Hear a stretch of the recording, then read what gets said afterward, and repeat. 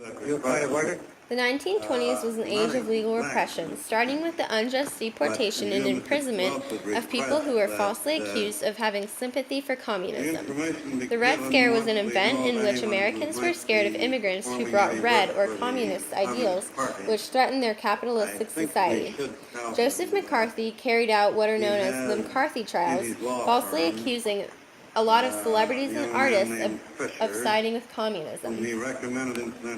For example, Sacco and Vanzetti were Italian immigrants arrested on circumstantial evidence for robbing a bank because of their differing political views. Many people protested their arrests. As the legal bulwark of the Communist Party, an organization which always swings to the defense of anyone who dares to expose communists. I certainly assume that Mr. Welch did not know of this young man at the time he recommended him as the assistant counsel for this committee, but he has such terror and such a great desire to know where anyone is located who may be serving the communist cause, Mr. Welch, and I thought we should just call to your attention the fact that you're Mr. Fisher, who is still in your law firm today, whom you asked to have down here looking over the secret and classified material, is a member of an organization not named by me, but named by various committees, named by the Attorney General, as I recall. Because of nativist sentiments grown from fear, immigration was restricted. The U.S.'s golden door, which was once open, now became shut. Roundups.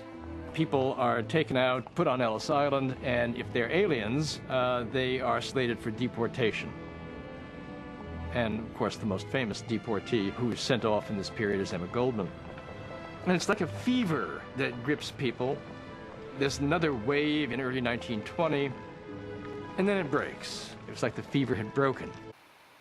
The discrimination continued with African Americans. For example, the Ku Klux Klan was formed to terrorize anyone of color, but mainly blacks. This Klan began to take over some southern governments, which became a pressing issue.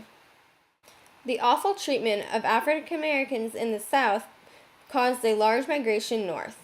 Migration also occurred outside of the cities.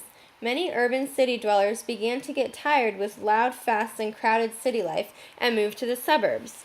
Most suburb people were middle-class families who built bigger houses with more space. In addition, moral values became more modern. Flappers were a prime example. Flappers can be described as women who began to express themselves. They smoked, drank, and wore more revealing clothing. In contrast, many tried to restrict alcohol in an effort to hold on to traditional values. The United States foreign policy was one of internationalism, such as U.S. intervention in Latin America. President Harding attempted to restore good relations with Mexico and Cuba. He also was part of the Washington Conference, which fixed ratios of warships for the U.S., Britain, Japan, France, and Italy, and guaranteed territorial status quo in the Pacific and reaffirmed the open-door principle of commercial equality. In addition, Hoover actively worked for a good neighbor policy in Mexico. He was interested in international disarmament, but the London Naval Conference and the Geneva Disarmament Conference ultimately failed. Also, two plans regarding the reparations and future war occurred. For example, the Dawes Plan provided a reduction of German reparations, and the Young Plan reduced Allied war debts to the U.S.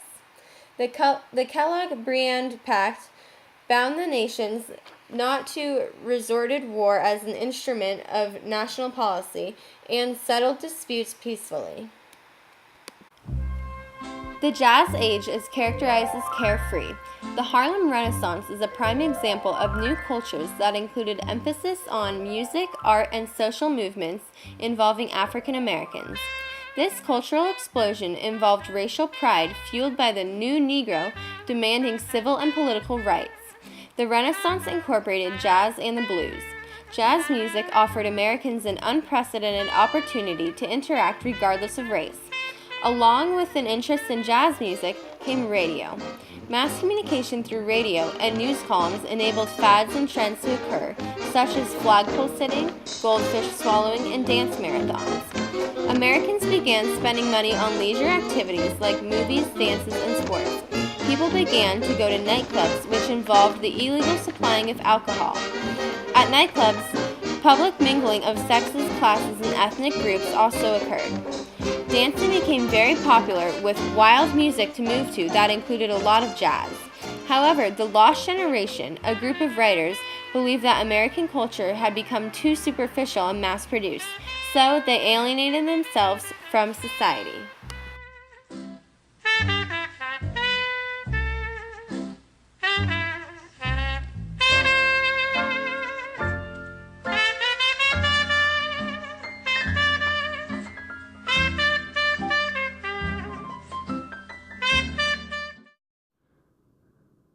The Harding, Coolidge, and Hoover administrations were all progressive in their own ways. Harding tried to be appealing to the Republican Party to gain their nomination. He campaigned with the same beliefs and ideas of the Republican Party. However, once Harding was president, his beliefs changed and pretty much contradicted his initial claims. Although his ideals changed, he was progressive in that he supported education, public health, child welfare, and recreation. Also, Harding was instrumental in ending the 12-hour workday in the steel industry. As he was doing all of this good, he made moves that were detrimental to his success as president. Harding hired many of his close friends for governmental positions. This led to many scandals. Shine out like a lighthouse, and Mr. Harding, we've selected you. So it's Harding, lead the GOP. Harding, on to victory.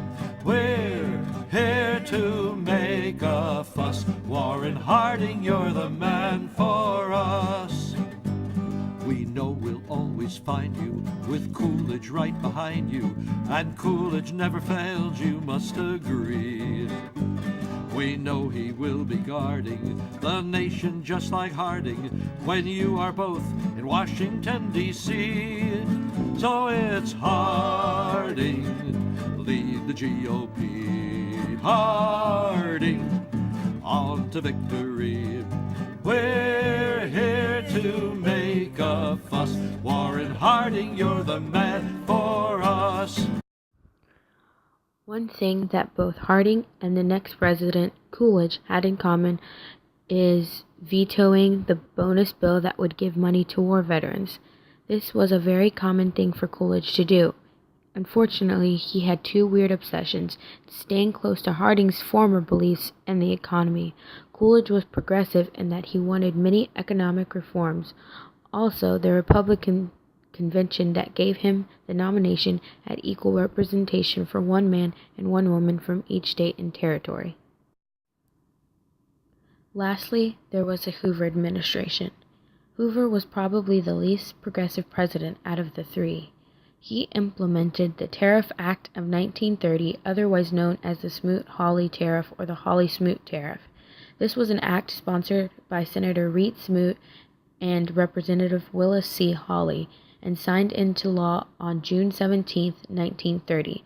This act raised U.S. tariffs on over 20,000 important goods to record levels. This, unfortunately, was the only major progressive act or law that President Hoover had accomplished.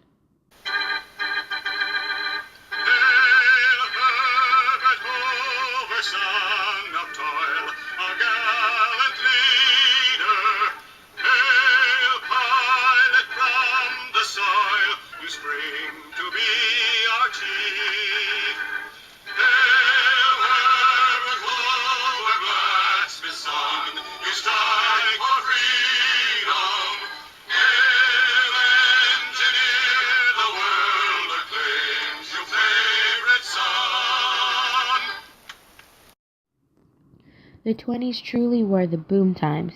Henry Ford paved the way for this prosperous economy. With the invention of the assembly line, mass production became a great thing for the middle and wealthy class.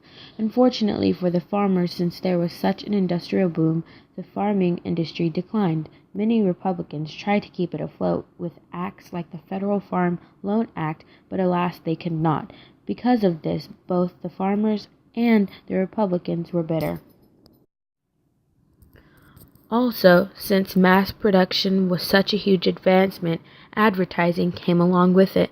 Many advertising companies popped up and became prosperous. They advertised an image of an American dream and America being the perfect, wholesome place and the golden door of the world. The advertising businesses also helped many small companies grow.